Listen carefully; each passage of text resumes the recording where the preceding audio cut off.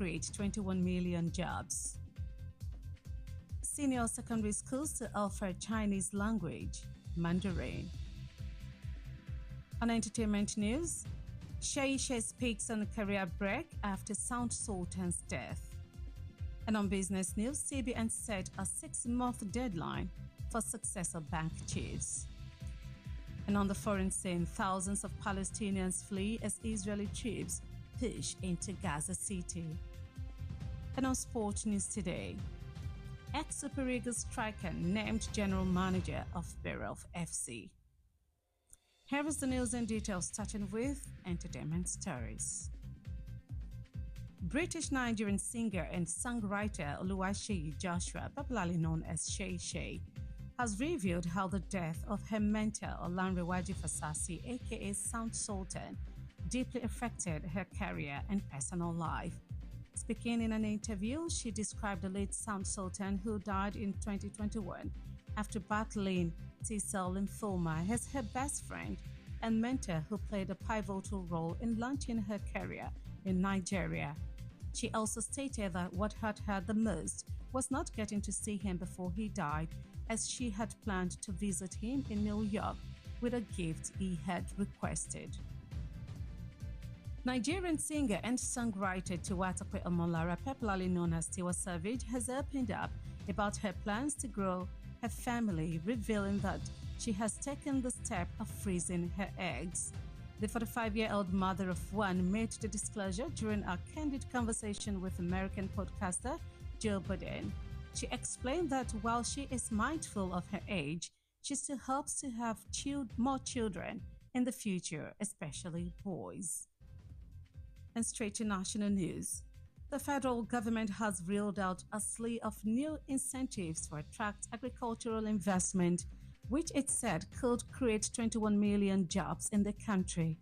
It also pledged reforms to expand irrigation, improve access to credit, and create millions of rural jobs under President Bola Tinubu's economic agenda.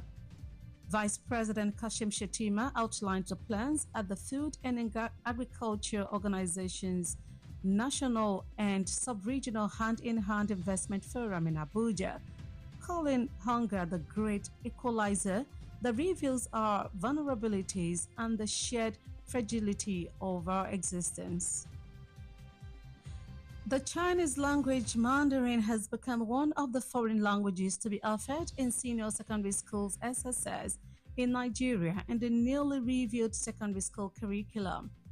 The Education Secretary of the Federal Capital Territory Administration, Dr. Danlami Hayo, announced the development at the inauguration of the Chinese corner at the Government Secondary School, Tudunwada, Abuja. The project was sponsored by the biggest Chinese construction company in Nigeria, the China Civil Engineering Construction Corporation, CCECC, as part of its Corporate Social Responsibility, CRS. And in another story, the National Youth Service Corps, NYSC, has said more than 650,000 graduates from tertiary institutions across the country and outside Nigeria will be mobilized for the mandatory National Service Program next year. NYSC Director General Brigadier General Olakunle Oluseye announced this yesterday in Abuja while delivering a goodwill message on behalf of the service at the 7th National Day of Identity organized by the National Identity Management Commission, NIMC. Brigadier General Oluseye said about 400,000 corps members were mobilized this year, stressing the significance of a secure and trusted national identity database for mobilization across the country. The Oyo State Hospital Management Board has strongly refuted recent allegations published by a faceless group calling itself the Concerned Stakeholders for Good Governance in Oyo State. The board described the claims as baseless, malicious, and politically motivated, aimed at undermining reforms and successes in the health sector under Governor Seyi Makinde's administration. The publication alleged mismanagement of revenue and a mass exit of doctors from government hospitals. However, the board presented verifiable facts discrediting these allegations while reaffirming its commitment to transparency service delivery, and best practices. Thank you for staying tuned. Newsline returns shortly. Stay with us.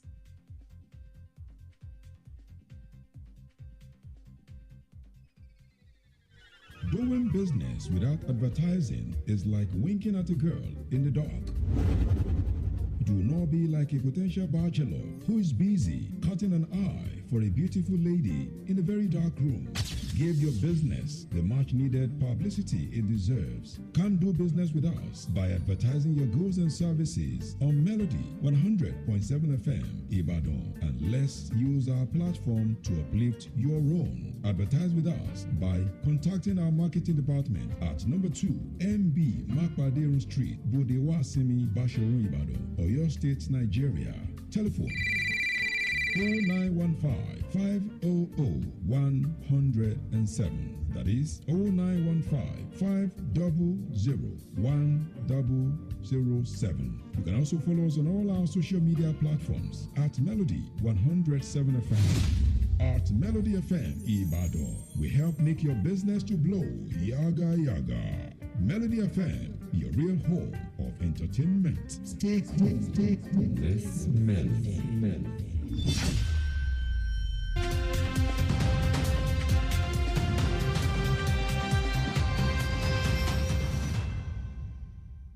Welcome back. You've been listening to Newsline on Melody 100.7 FM. Many thanks for staying with us. The news continues straight to business stories. The Central Bank of Nigeria has issued a fresh directive compelling all domestic systematically important banks to obtain regulatory approval for the appointment of successor managing directors at least 6 months before the exit of incumbent chief executives. In addition, the Apex Bank ordered that such appointment must be made public no later than 3 months before the outgoing CEO officially vacates the office. The policy shift is part of broader effort to strengthen corporate governance, reduce uncertainty, and preserve confidence in Nigeria's financial system. The directive was contained in a circular signed by the Director of Financial Policy and Regulation, Dr. Rita Sike, and published on the CBN's website yesterday. And on the foreign scene, thousands of Palestinians are continuing to flee Gaza City a day after Israel said it had begun a major ground offensive aimed at occupying the city. Amid large-scale bombing overnight, Gaza Hamas-run health ministry said Al-Ranitis' children's hospital was targeted in 3 separate attacks, forcing half of its patients and their families to flee. The Israeli military, who said it was looking into the report, earlier announced that it had struck more than 150 terror targets across Gaza City in 2 days. Israel says its aim is to defeat up to 3,000 Hamas fighters in what it describes as the group's last stronghold and free its hostages. Finally, on sports news today.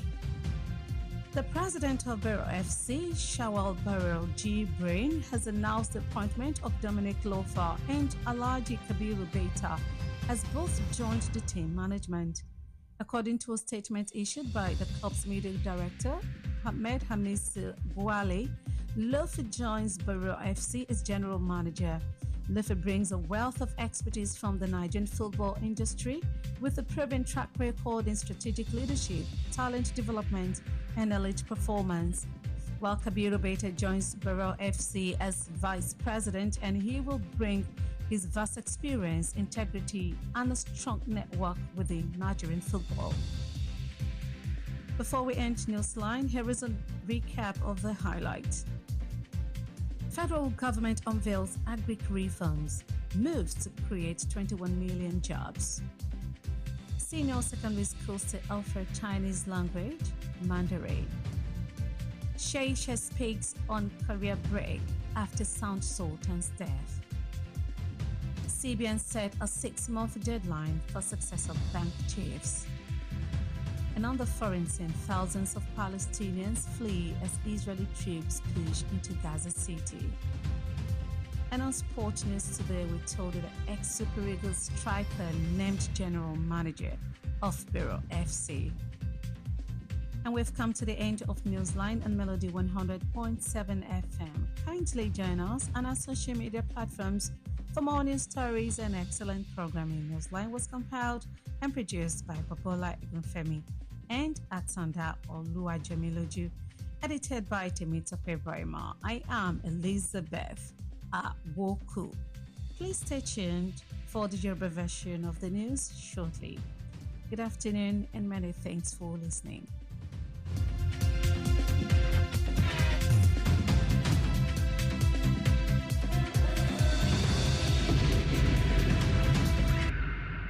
Melody 100.7 FM Ibadan. Stay cool with Melody.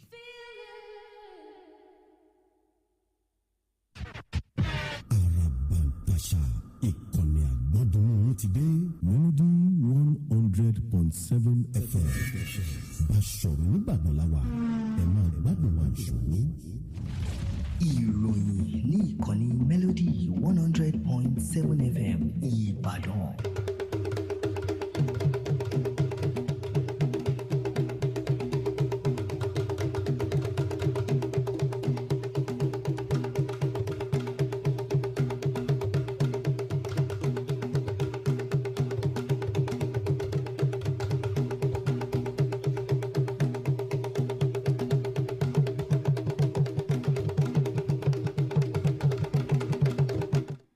Ẹ̀kaàsán, Akojopo Iroyin la mú wá sí etí ìgbọ̀yìn láti ìkànnì Melody 100.7 FM Ìbàdàn. Adebisi Adebisi lóníròyìn. Ṣáájú ẹ̀gbọ́n kókó tó wà nínú ìròyìn náà.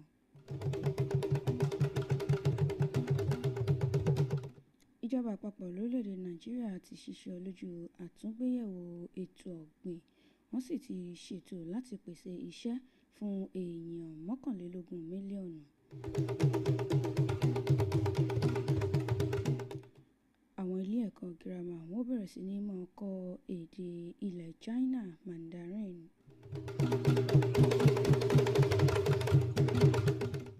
Ní ẹ̀ka amúlùdùn ṣe iṣẹ́ sọ̀rọ̀ lórí bí ìrìn àjò rẹ̀ ṣe ń lọ lẹ́yìn ikú Sant Sultan.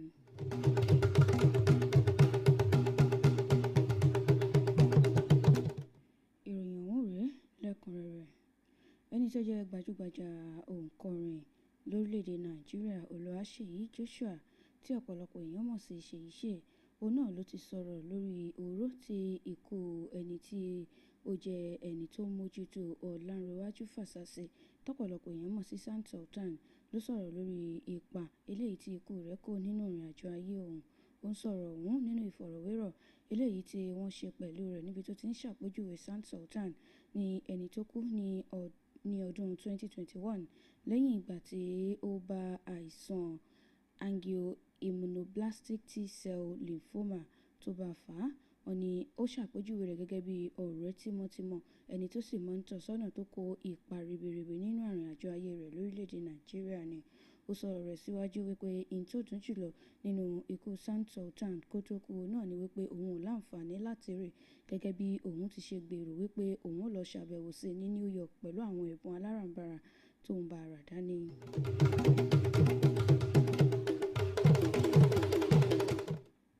Gbajúgbajà olórin Tiwatọ́pẹ́ Ọmọlára Savage tí ọ̀pọ̀lọpọ̀ èèyàn mọ̀ sí Tiwa Savage òun náà ti sọ̀rọ̀ lórí èròǹgbà rẹ̀ láti jẹ́ kí mọ̀lẹ́bí rẹ̀ ó lékún sí i. Ó ń ṣàlàyé wípé òun ti lọ so ẹyin tí ó ń di ọmọ lára òun ti lọ fi pamọ́. Ẹni ọdún 45 ọ̀hún tó jẹ́ ọlọ́mọ kan báyìí òun náà ni ó ń ṣàlàyé wípé inú òun ó dùn tí òun bá lè jẹ́ kí mọ̀lẹ́bí òun kó túnbọ̀ pọ̀ sí i. Ó sọ̀rọ̀ ọ̀hún níbi tí wọ́n ti ń ṣe ìfọ̀rọ̀wérọ̀ pẹ̀lú rẹ̀ lójú ẹ̀rọ amóhùnmáwòrán kan lórí ẹ̀rọ ayélujára. Ó ṣàlàyé síwájú wípé nítòótọ́ òun mọ̀ wípé ọjọ́ orí ò sí ní ẹgbẹ́ òun mọ̀, àmọ́ lábẹ́ bó tilẹ̀ wù kórí yóò wù òun kóun ní ọmọ sí ní ọjọ́ iwájú, pàápàá jùlọ ọmọkùnrin.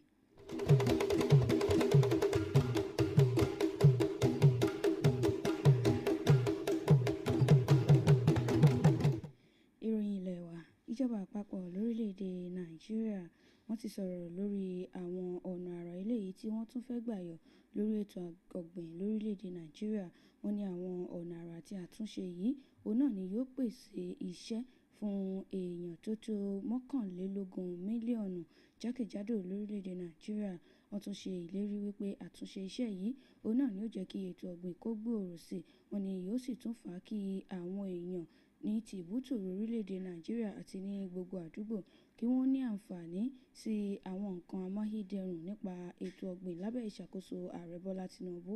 Ẹni tí ó jẹ́ igbákejì ààrẹ lórílẹ̀‐èdè Nàìjíríà Kashim Shettima òun náà ló sọ̀rọ̀ lórí ìlànà àǹtọ̀ eléyìí tí ìjọba àpapọ̀ lórílẹ̀‐èdè yìí tó ti là kalẹ̀ lórí bí wọ́n ó ṣe nípa àtúngbéyẹ̀wò ètò ọ̀gbìn ọ̀hún. Ó sì pe ebi gẹ́gẹ́ bí nǹkan tó jẹ́ àdójúkọ eléyìí tó ń dojúkọ wá lórílẹ̀‐èdè Nàìjíríà.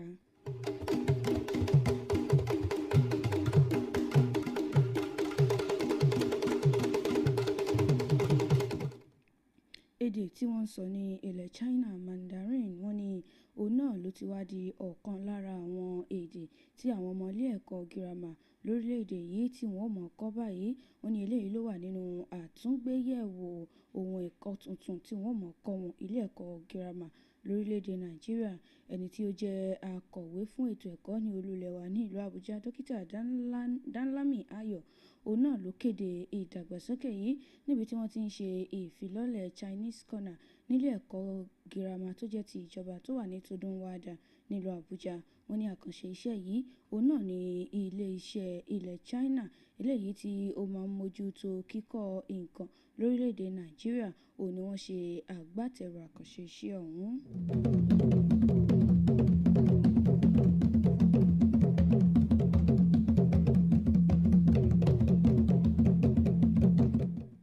Àjọ àgùnbánirọ̀ lórílẹ̀‐èdè Nàìjíríà wọ́n ti ní tó bá ti di ní ọdún tó ń bọ̀, wọ́n ní àwọn akẹ́kọ̀ọ́ jáde ní ilé ẹ̀kọ́ fásitì jákèjádò lórílẹ̀‐èdè yìí tó tó 550 òun náà ni wọ́n mọ̀ sìnrú ìlú tó bá ti di ọdún tó ń bọ̀ níbi ètò ìsìnrú ìlú tó mọ̀ wáyé ní orílẹ̀‐èdè Nàìjíríà. Ẹni tí ó jẹ́ adarí àpapọ̀ fún àjọ NYSC Brigadier General Ọlákúnlé Olúṣèyẹ òun náà ló ń sọ eléyìí nílùú Àbújá nígbà tí ó ń sọ ọ̀rọ̀ ìtùnú tó ń gbẹnu àjọ ọ̀hún tó fi ń sọ ọ̀rọ̀ níbi ayẹyẹ eléyìí tí àjọ NIMC ìyẹn National Identity Management Commission tó ṣe agbátẹrù rẹ̀. Brigadier General Olúṣèyẹ ó ní ó tó àgùnbánirọ̀ 400 níye eléyìí tí wọ́n ṣe àgùnbánirọ̀ ní ọdún yìí. Ó ní eléyìí tó sì jẹ́ wípé nígbà tí ó bá fi di ní ọdún tó ń bọ̀ ó ní wọn ó ti jù bẹ́ẹ̀ lọ nítorí wípé orúkọ tó wà ní ọ̀dọ̀ àwọn báyìí ó fi hàn gbangba wípé nígbà tí ó bá fi di ní ọdún tó ń bọ̀ lọ 550,000 ó ní àwọn àgùnbánirọ̀ tí wọ́n mọ̀ sìnrú ìlú.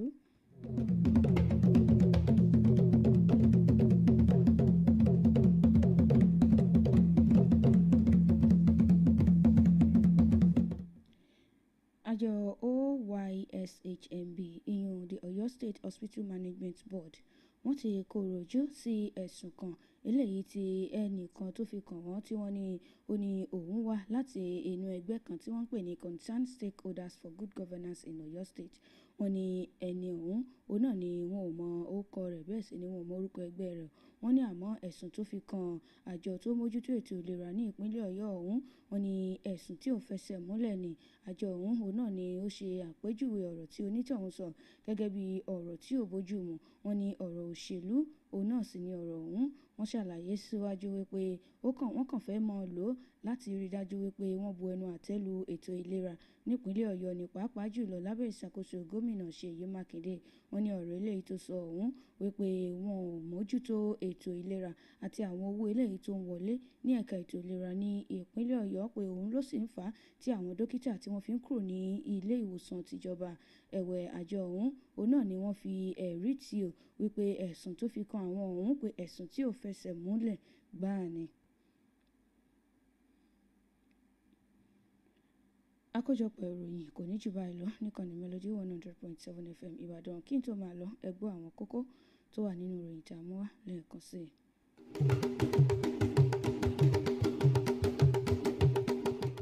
Ìjọba àpapọ̀ lórílẹ̀‐èdè Nàìjíríà ti ṣiṣẹ́ lórí àtúnṣe ètò ọ̀gbìn, wọ́n sì ti gbèrò láti pèsè iṣẹ́ fún èèyàn tó tó 21 mílíọ̀nù.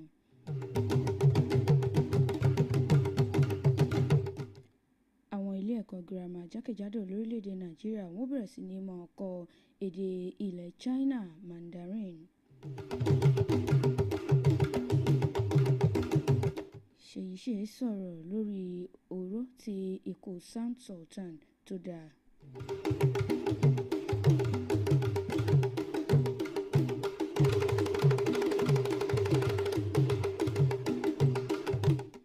Kò ní jù báyìí lọ lórí àkójọpọ̀ ìròyìn fún tọ̀sán tòní. Ẹ ṣé tẹ̀ ń darapọ̀ mọ́ ìkànnì Melody 100.7 FM Ìbàdàn. Ẹ má gbàgbé láti darapọ̀ mọ́ wa lórí gbogbo àwọn ìtàkùn ìbánidọ́rẹ̀ẹ́ wa gbogbo @Melody 100.7 FM Ìbàdàn. Bọ̀bọ́lá Egunfẹ́mi àti Àtàndá Olúwàjọmílójú ni wọ́n kó ìròyìn ọ̀hún jọ. Tèmítọ́pẹ́ Brahima olólóòtú ìròyìn. Ọlábísí Ọ̀làdìmẹ́jì ló mú ìròyìn ọ̀hún wá sí etí ìgbọ̀yín. Ẹ káàsán lẹ́ẹ̀kan sí. Ẹ ṣé tẹ̀ ń gbọ́ ìkànnì Melody 100.7 FM Ìbàdàn.